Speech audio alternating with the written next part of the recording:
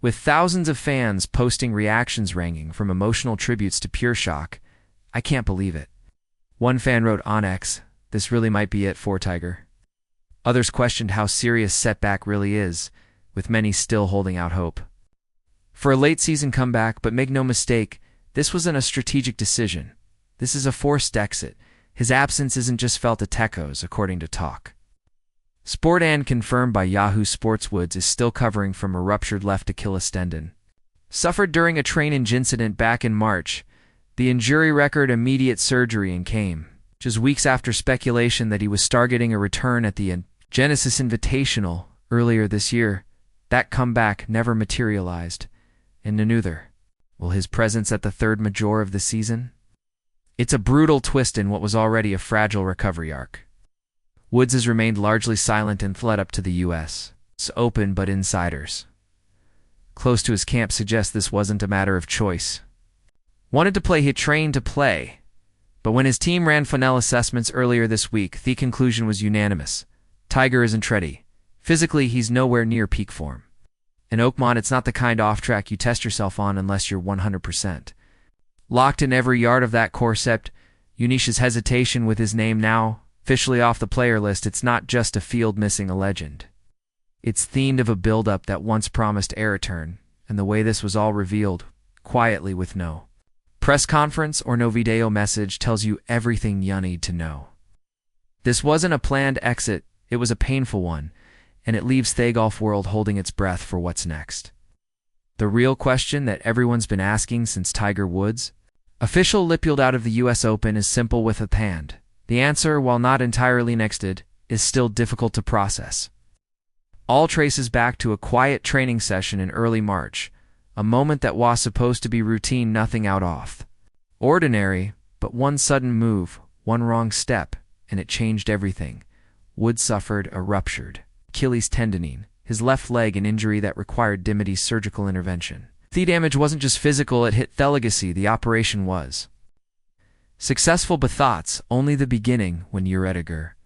Woods' recovery for most athletes takes time. Recovery for a 49-year-old with over 2 decades of wear and tear in a body already full of metal is an entirely different challenge.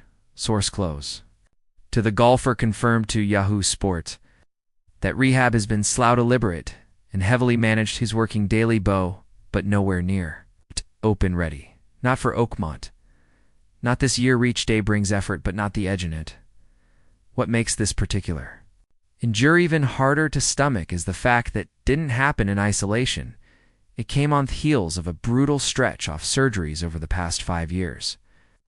Back fusion, leg reconstruction, knee procedures. He barely played in 2024 Joe Stone competitive round at the PNC Championship, where he appeared mostly as a mentor to his son Charlie, that even while heartwarming now reads like a subtle farewell to her.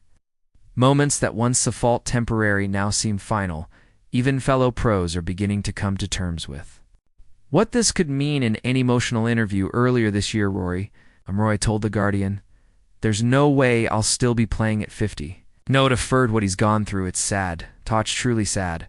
McIlroy's words didn't just reflect respect, they echoed concern. If Tiger can't suit up for the U.S. Open, what does that say about his chances at the other majors, or any return at all? Some truths hit hardest when they come from your peers. The injury may have been the trigger, but the reality is much heavier. This isn't just about one tendon, it's the culmination of years, maybe decades of physical punishment. Tiger's body is telling him what no competitor wants to hear, that desire alone isn't anymore. The fire still burns, but frame won't follow. With Tiger Woods now officially ruled out of the U.S. Open, the bigger picture is beginning to set in 2025, will likely be a year without Tiger. In any major championship, it started with quiet rumors ahead of the Masters when his camp stayed untroclistus silent, then Kamitha PGA Championship where hope flickered, but never caught fire. No Oakmont, the third major of the season, and his third no-show, what once felt like a bump in the road has evolved into a full season disappearance. A silence he thought grows louder with each tournament missed, according to Yahoo Sports insiders close to Woods never expected him to play a full 20 to 25 schedule. But even the most conservative projections in Calt At least one major appearance now, with 3 gone in the Open Championship on the horizon. The odds are asked high against any return. His Achilles rehab is ongoing, but progresses slow, and Woods himself hasn't made any commitments, no targets, no promises, when even Tiger stops drawing lines in the sand. The situation is serious. Last word on Sportsbook broke down the long-term outlook with a sobering tone. Out. It's no longer about comebacks. It's about preservation. That's a chilling thought.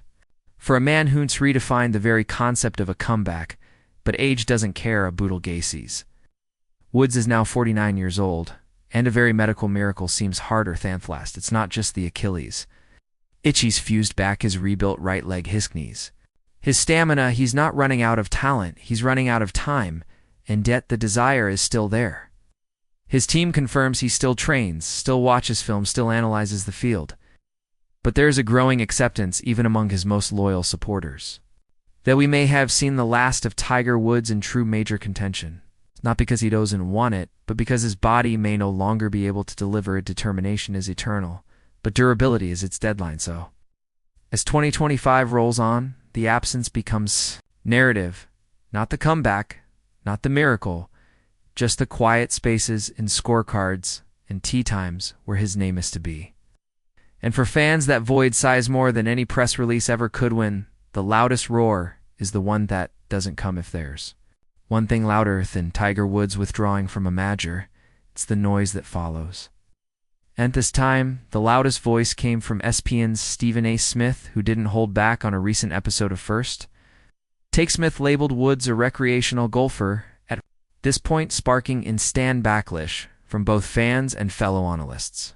The quote, which quickly spread across sports media, was clipped, repasted on, dissected from every angle. Some words land like punches. This one shattered glass. The reaction was swift. Fans flooded the internet with angry replies and emotional defenses. One viral post on X read, "You don't call a 15-time major champion recreational, you justn't?" Many pointed to Tiger's results, his history of returns, and reminded Smith that Woods once won a Masters after spinal fusion. For them, this isn't just about performance. It's about principle, legacy, respect. The line between critique and disrespect has never felt thinner, but not every own eyes-eyed. A growing camp of common-eater sand former players are starting to echo same hard truth. Tiger Woods is insane. His appearances are rare. His rounds limited. His health unreliable. We're watching a man battle his body more than the leaderboard. One analyst noted, for some, this isn't an insult. You taste it's an acknowledgement of time. Event legends get old. The story just hits harder when it's Tiger, and so the narrative splits. On one side, the believers, those who still see a Sunday charge in him, even if it's just one more time. On the other, the realists who think book is closed, even if the man hasn't admitted it yet. Wood stands between them, silent, saying nothing, letting the storm swirl around him. Sometimes the loudest man is the one who says nothing at all. What's clear is this: Tiger's absence isn't just a sporting mint, it's become a cultural talking point. Everyone has a take, everyone has a side ebb. But only one man knows what's still possible, and he's not talking. Maybe he doesn't need to. Maybe he's waiting to show us what the U.S. is Open now officially off the calendar, and his body still in recovery mode. The question hovers over the golf world like a heavy fog. Simple. What's next for Tiger Woods? The truth is, no one knows, not even those closest to him, according to Last Word on Sports. There's no clear plan, no locked-in return date, and no sense of urgency coming from Woods or his camp when even the most mapped-out career slows their direction. It becomes a waiting game, the likeliest scenario, a slow, cautious reemergence sometime in late 2025, not at a major, but through something lower impact. TGL Indoor Golf and Arena style format, co-founded by Woods and Rory McIlroy. It's high-tech, lower strain, and offers Tiger the chance to stay in the spotlight without pushing his body to the brink. There's also talk of him making appearances at charity exhibitions or team-based events with his son Charlie. Moments built more for legacy than leaderboards. Some returns didn't come with trophies, just peace off course. None of this answers the big question: will he ever tee it up at a major again if 2025 really becomes a zero major year, it'll be the first since his professional debut in 1996 where Tiger doesn't even attempt one. That's not a stat, that's a statement. And the golf world is quietly grappling with what that means. A season without Tiger doesn't just feel empty. It feels sans familiar, still